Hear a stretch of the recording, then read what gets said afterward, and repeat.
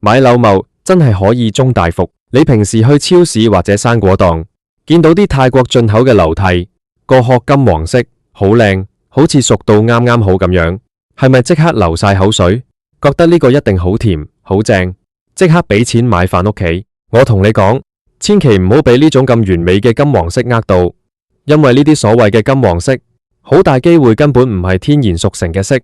而係用化學藥水夾硬染出嚟嘅。最恐怖嘅係呢啲用嚟浸老老嘅黃色化學染料，好多都含有強烈嘅致癌物，食咗落肚真係隨時會慢性自殺。今日我就要同大家一招，拆解呢啲化學染色生果嘅真面目，教你點樣用肉眼同埋簡單嘅方法，一秒識穿邊啲係加料嘅毒瘤秧。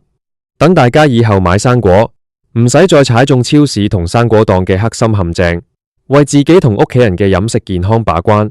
唔想食致癌物落肚嘅話，呢條片你真係一定要由頭到尾睇到實。平時我哋香港人咁中意食泰國金枕頭、貓山王或者青梨，一到生果檔做嘅季節，街頭巷尾都飄散住一陣陣好濃郁嘅榴榴香。好多人揀路巧都有個誤解，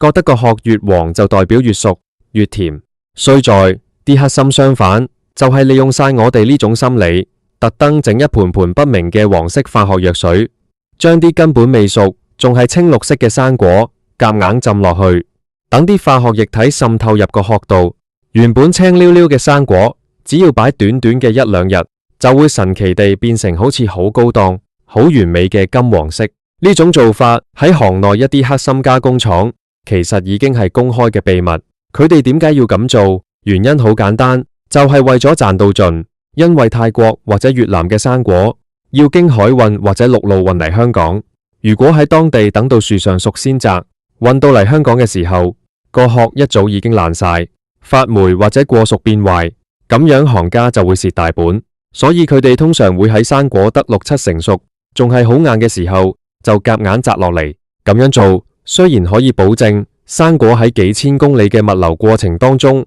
唔會撞爛，但問題嚟啦。未熟嘅生果色澤唔靚，而且唔會自己變黃，賣相咁差，香港嘅消費者點會買？於是佢哋就諗到一招行捷徑嘅歪理，就係人工催熟兼人工染色。你可能會話，生果浸藥水催熟，好多時都係用乙烯利，只要份量符合食品安全標準，洗乾淨，好似就冇乜大礙。但係近呢一兩年，食品安全部門喺好多進口流流入面，驗出咗一啲令人極度震驚嘅嘢，佢哋驗到嘅唔單止係超標嘅化學催熟劑，更恐怖嘅係一種叫做鹼性卵黃，即係英文叫 Oramine O 嘅工業化學染料。呢種化學物質到底係咩嚟？其實佢根本就唔係食品添加劑，而係一種用嚟幫皮革、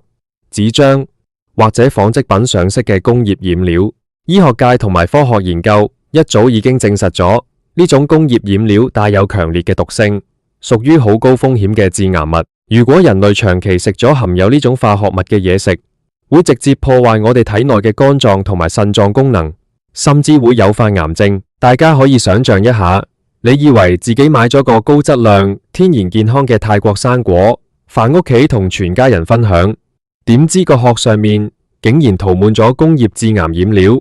你喺徒手剝流柳嘅時候，啲致癌化學物就會黐到你成手都係，甚至當你用刀切開個殼嘅時候，刀鋒就會將外殼嘅化學染料直接帶埋入去裏面金黃色嘅果肉度。你同屋企人一啖一口咁將啲化學毒素吞晒落肚，你話係咪諗起都覺得好心驚膽驚？其實香港嘅食物安全中心以前都留意過呢類新聞，雖然有啲官方回應話，部分被影到浸黃色液體嘅泰國生果用嘅係天然嘅薑黃素，好似無毒無害咁。但係大家要搞清楚一件事，根據香港本地嘅食物內染色料規例，薑黃素雖然係可以用喺加工食物度，好似咖喱粉或者糖果咁，但係絕對不可以用落未經烹煮同未經加工嘅新鮮生果或者蔬菜上面。如果有生果商販擅自喺新鮮生果表面加色，無論用嘅係天然定係化學色料，喺香港法律上都已經算係違法，一經定罪，最高可以被判罰款港幣5萬元同埋監禁6個月。法規雖然寫到明，但係市面上咁多生果檔、超市，政府根本唔可能每一箱都幫你驗到實一實。如果我哋唔想自己同屋企人變咗做烈士，食埋晒啲致癌化學物，我哋就必須要學識點樣自救。以下落嚟呢一招，就是我今日要教大家最核心、最實用嘅一招識穿化學染色生果技巧。大家去買漏購嘅時候，一定要記住呢幾個極之明顯嘅化學特徵。第一，亦都係最容易睇得出嘅一擊即中方法，就係睇果柄，即係頂部嗰條木質嘅莖。一個正常天然熟成嘅生果，佢條柄應該係展現出天然嘅深褐色、木頭色，或者帶有一點點乾枯嘅自然感。但係如果嗰個生果係成個浸過化學黃色藥水嘅話，你可以仔細望望條柄，你會發現條柄嘅表面，甚至連斷裂面嘅木質紋理入面，都會帶有一層好唔自然、好均勻嘅淡黃色或者金黃色，有些少黑心。相反，雖然會嘗試抹乾淨條柄，但係因為化學液體滲透力好強，果柄最底連住果殼嘅縫隙位置，往往都會殘留住一圈好顯眼，好似黃色熒光筆畫過一樣嘅顏色。只要你一見到條柄發黃，或者有黃色嘅粉末殘留，無論個老闆講到個生果幾咁甜、幾咁平，你都一定要即刻擰頭走人，因為呢個絕對係100%嘅化學加工染色果。除咗睇果柄之外，第二個特徵就係觀察果刺同果殼嘅色差。大自然嘅嘢係好少會做到完美無瑕，成個生果每一忽都一模一樣色嘅。一個天然熟嘅生果，佢表面嘅色澤會有深有淺，果刺嘅尖端好多時會因為摩擦或者自然老化而變成深啡色、乾枯嘅色澤，而果刺與果刺之間嘅低窪、凹陷位通常會保留住少少原始嘅植物青綠色。不過，如果是用化學染料浸出嚟嘅生果，佢呈現出嚟嘅金黃色會顯得非常之平面同埋均勻。你會見到個生果成個由頭到腳，不論是刺尖、刺身定係最裏面嘅果皮凹陷位，全部都呈現出一種好死板、好耀眼嘅鮮黃色。甚至乎，如果你用手指甲輕輕去刮一刮果刺之間嘅皮膚，有時仲會刮出少少黃色嘅化學化妝粉末，或者乾涸咗嘅藥水痕跡。呢種美得太過離奇，好似工廠塑膠玩具咁嘅金黃色，10成9都係用致癌工業染料做過手腳嘅心計生果。第三個方法就係用你嘅嗅覺同埋觸覺去感受。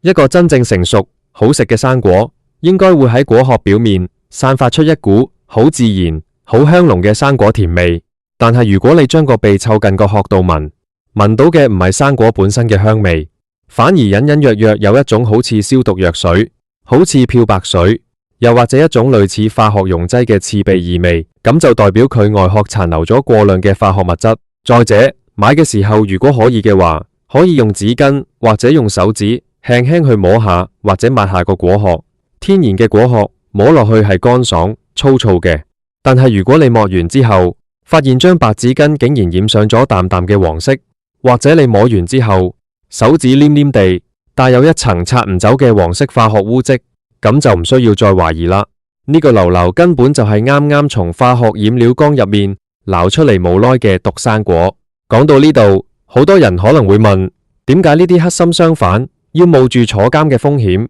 都要用埋晒呢啲致癌工業染料呢？難道用天然嘅薑黃粉真係唔得咩？其實呢個完全係一場商業成本同埋利益嘅狂飆。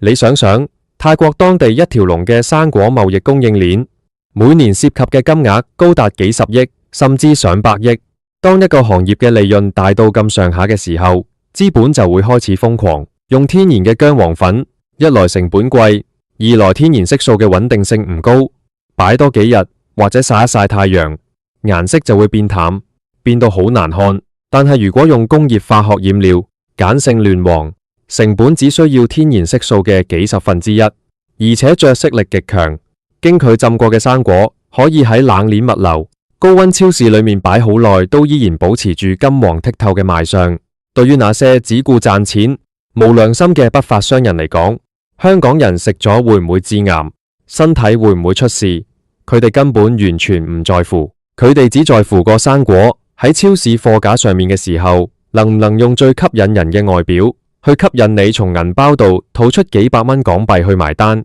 呢個就係活生生嘅超市陷阱同埋食安問題。面對咁樣嘅食安危機，我哋做消費者的，除咗要學識用上面教嘅睇果柄、睇果殼、聞氣味呢一招去自救之外，平時買生果嘅習慣都要改一改。首先，千萬不要一味追求外表完美。買生果唔係選美，有時候個殼帶點青、綠色，表面有點瑕疵，看起來冇咁靚仔嘅劉海，反而先係最安全、最無添加嘅大自然產物。只要你買返屋企，擺喺陰涼嘅地方一兩日，等佢自然釋放乙烯，慢慢熟成，食落去雖然外殼冇咁好睇，但係起碼果肉食得安心，食得健康。另外，買生果嘅地方都好有講究，雖然有時超市或者街邊不知名嘅特價流動攤檔賣得好平，甚至會用全港最平、清貨大減價嚟做噱頭，但係呢啲來源不明、包裝上面無清清楚楚寫明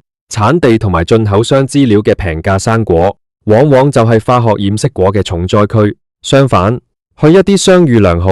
有制度嘅大型高檔連鎖生果專門店，或者去信譽好嘅老字號生果檔買，雖然價錢可能會稍微貴少少，但至少佢哋嘅供應鏈有比較嚴格嘅品質監控。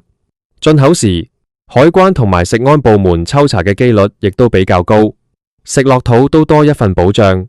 最後，我想再三提醒大家，當你真係買咗一個生果返屋企，準備開嚟食嘅時候，為咗100%安全起見，開果嘅步驟一定不可以偷懶。第一步，在未開殼之前，最好先用流動嘅清水加個刷仔，將生果外殼徹底擦洗乾淨，將可能殘留喺果刺縫隙入面嘅化學藥水、防腐劑或者染料盡量洗走。